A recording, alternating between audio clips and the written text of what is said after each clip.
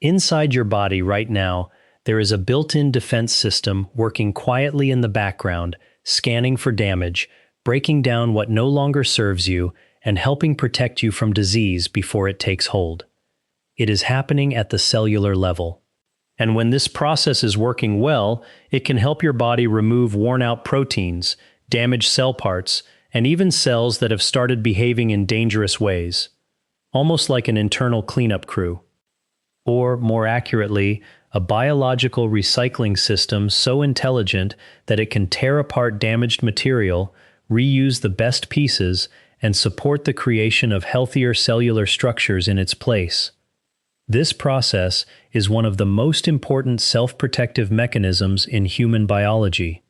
It is called autophagy, and if you have never heard of it before, or if you have heard the word but assumed it only matters during long fasts or extreme dieting, what you are about to learn may completely change the way you think about health, aging, and disease prevention. Autophagy comes from Greek roots that literally mean self-eating. That sounds harsh, but what it really describes is your body's ability to identify old, dysfunctional, or potentially harmful cellular material and break it down before that damage spreads. Think about what that means. Your cells are not just passive structures waiting to wear out. They are active, dynamic, and constantly making decisions. They assess what is still useful. They identify what is broken. And when autophagy is switched on, they clean house. Inside each cell are systems designed for quality control. These systems can detect misfolded proteins, weakened mitochondria, and components that are no longer functioning properly. When autophagy is activated, the cell surrounds this damaged material with a membrane, transports it to a compartment where it can be broken down, and then recycles those raw materials into fresh building blocks. That matters for energy. It matters for inflammation. It matters for metabolic health. And it matters for long-term protection against disease, because many illnesses do not begin all at once. They develop slowly. A little damage here, a little dysfunction there. A few cellular mistakes that go uncorrected. Over time, that burden accumulates, and once the body loses its ability to manage that damage efficiently, disease has a much easier time gaining ground. This is why autophagy is so important. It is not just about cellular cleanup. It is about resilience. It is about your body's ability to maintain order in a system constantly exposed to stress, toxins, poor sleep, excess calories, and modern habits that confuse ancient biology. According to Dr. David Lin, one of the biggest misunderstandings is that people think autophagy is either on or off in some dramatic way, and that the only way to access it is through something extreme. But biology rarely works like that. Your body responds to patterns, signals, rhythms, repeated daily inputs, and in many cases, the most powerful changes do not come from one heroic intervention. They come from what you do consistently. That is the real message here. Autophagy is influenced by everyday behaviors. And when you understand what activates it and what suppresses it, you begin to see that disease prevention is not only about avoiding obvious harm. It is also about restoring the biological signals your body has been designed to respond to for thousands of years. So what can you do every day to support this process naturally? The first habit is one of the most overlooked. Create longer stretches each day when your body is not digesting food. Most people assume autophagy only begins after several days without eating. That is not true. Yes, prolonged fasting can increase autophagy significantly. But that does not mean shorter daily periods are meaningless. Every time you stop grazing, stop snacking, and allow insulin levels to come down for several hours, you begin shifting your body away from constant storage mode and toward repair mode. One of the reasons this matters is because your cells monitor nutrient abundance. When food is constantly arriving, especially refined carbohydrates and frequent snacks, the body gets the message that resources are plentiful and growth should remain prioritized. But when there are pauses in intake, different pathways begin to activate. One of those pathways involves AMP, an important cellular energy sensor. Another involves reduced activity in mTOR, a pathway strongly associated with growth and nutrient availability. In simple terms, when the body senses that energy is not constantly pouring in, it becomes more willing to repair, recycle, and conserve. That is where autophagy begins to rise. This does not require starvation. It requires spacing. For many people, one of the easiest ways to do this is to stop eating late at night and allow a 12-hour overnight break before breakfast the next morning. That could mean finishing dinner at 7 and eating breakfast at 7. For others, a slightly longer overnight fasting window may feel natural. The point is not to force something extreme. The point is to stop interrupting your body's repair systems with constant digestion. The second habit is to avoid overeating protein all day, every day.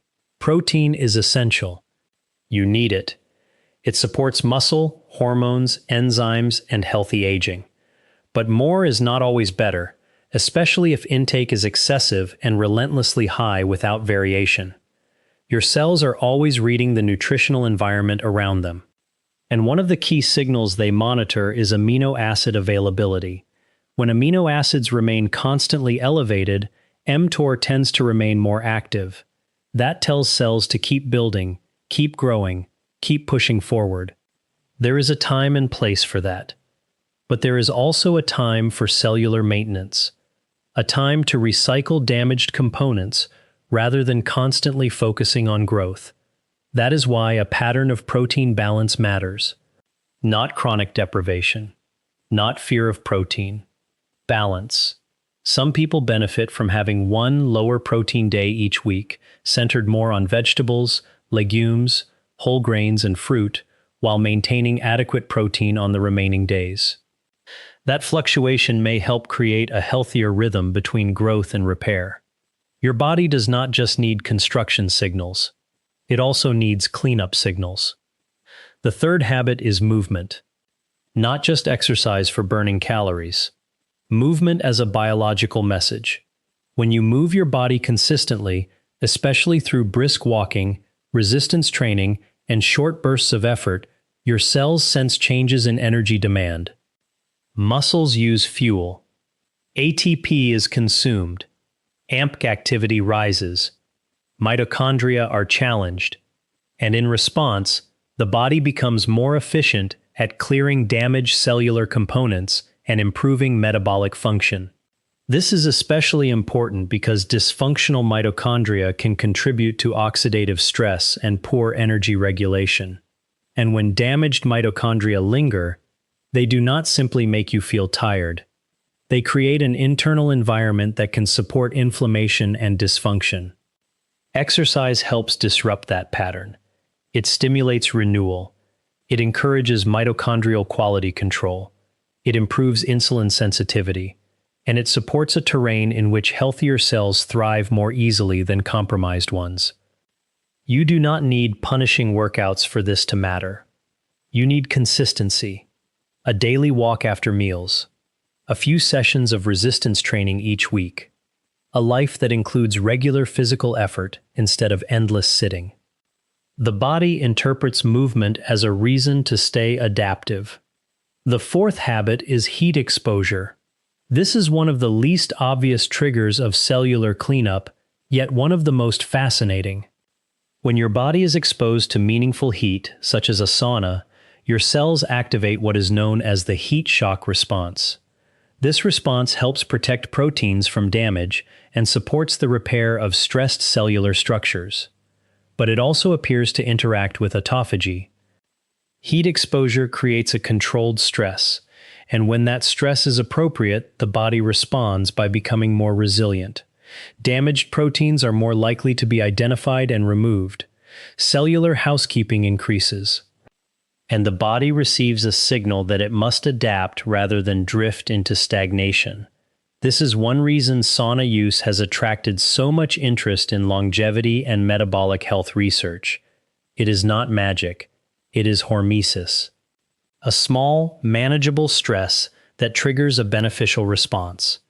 For many people, that may look like 15 to 20 minutes in a sauna several times per week, assuming they tolerate heat well and their physician has not advised against it. Even here, the lesson is the same.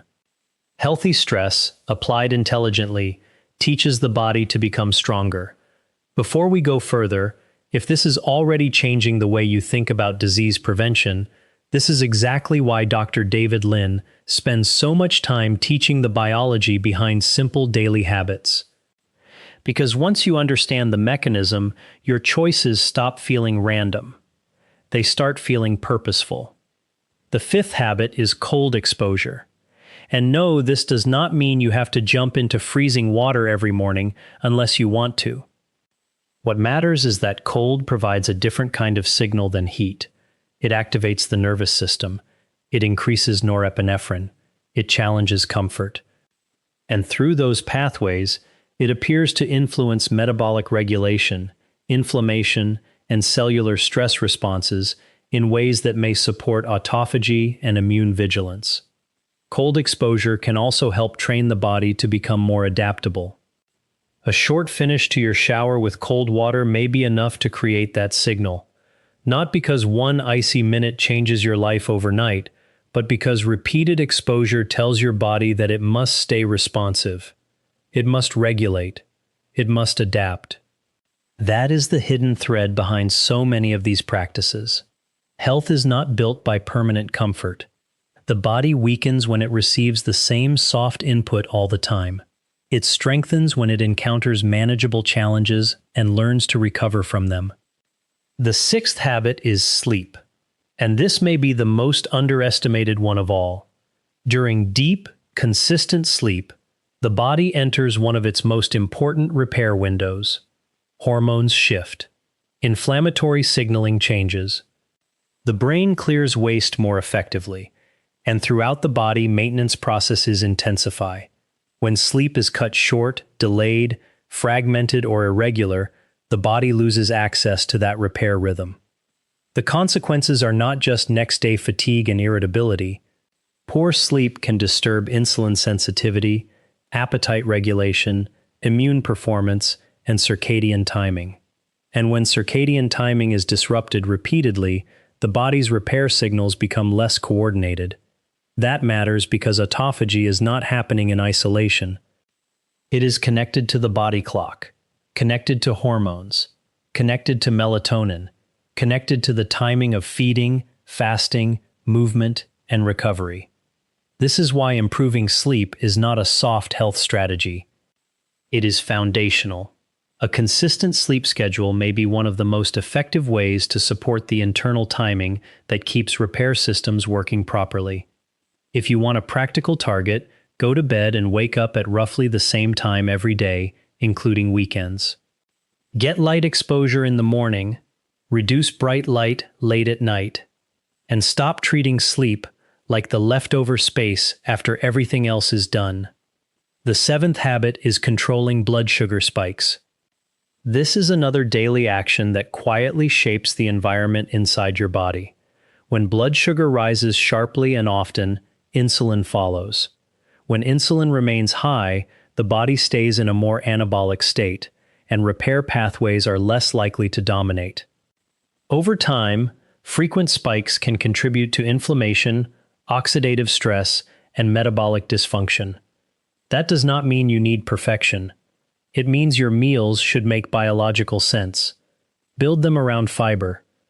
Include protein in appropriate amounts. Choose minimally processed carbohydrates more often. Walk after eating when you can. And stop normalizing the cycle of sugar high, crash, craving, repeat. Your cells are always listening. Every spike is a message. Every stable meal is also a message. The eighth habit is eating foods that support cellular renewal rather than constantly adding to the damage load. Certain plant compounds appear to support autophagy-related pathways more directly. For example, spermidine, found in foods like mushrooms, legumes, aged cheeses, and wheat germ, has drawn attention for its relationship to cellular renewal. Polyphenol-rich foods such as berries, pomegranate, walnuts, herbs, and deeply colored vegetables also support a lower inflammatory internal environment and may help influence pathways involved in stress resistance and mitochondrial function. The exact effect of any single food is not the point. The pattern is the point. When your diet is centered on ultra-processed foods, excess sugar, damaged fats, and low fiber, your body spends more time managing harm. When your diet is built around whole foods, color, fiber, minerals, and variety, the terrain changes. You reduce the incoming burden. You support the systems that clean up what still gets through. And over time, that changes the direction of your health. The ninth habit is reducing the constant noise of inflammation. This includes the obvious things, like smoking and excessive alcohol, but it also includes more common habits people rarely think about. Chronic stress without recovery, late-night eating, sedentary days, poor oral health, sleep debt, excess body fat, especially around the waist. All of these can increase inflammatory signaling and metabolic chaos. And when the body is overwhelmed by constant low-grade stress, it has a harder time allocating resources toward high-quality repair. This is why disease prevention is rarely about one magic nutrient or one miracle protocol. It is about removing the daily obstacles that suppress the body's built-in intelligence. The 10th habit is consistency itself. This may sound too simple, but it is probably the most important principle in this entire conversation. Most people think in extremes. They want one dramatic cleanse, one long fast, one reset, one powerful intervention. But the body does not care about your intention nearly as much as it cares about your pattern. What did you do today? What did you do yesterday? What will you do tomorrow? Did you sleep on time? Did you move? Did you stop eating early enough for your body to shift into repair mode? Did you overload your system with constant stimulation, or did you create moments of recovery? That is where the real result comes from. Not in what you do once, in what you repeat. And this is where the biggest myth needs to be corrected. Prolonged fasting is not the only meaningful trigger for autophagy. Yes, it can be powerful, but everyday baseline autophagy appears to be shaped by multiple overlapping signals. Meal timing, exercise, protein rhythm, heat, cold, sleep, metabolic stability, nutrient quality, stress recovery. When these signals align, the body is far more likely to enter a state where repair is supported on a regular basis. That is the insight so many people miss. They are looking for one dramatic switch, while ignoring the 10 small switches they control every day. If your goal is to help your body fight disease naturally, do not think only in terms of treatment after something goes wrong. Think in terms of terrain. What kind of internal environment are you building? One where damaged cells are more likely to accumulate, or one where the body is better equipped to identify problems early, recycle what is broken, and maintain order before dysfunction grows? That is the deeper promise of autophagy. Not invincibility, not a guarantee, but support. Biological housekeeping. A more resilient system. A body that is more prepared to protect itself. So if you want the simplest takeaway from everything we covered today, it is this. Give your body a daily reason to repair. Create time away from food. Move every day. Avoid constant overeating. Challenge your system with brief, intelligent stress.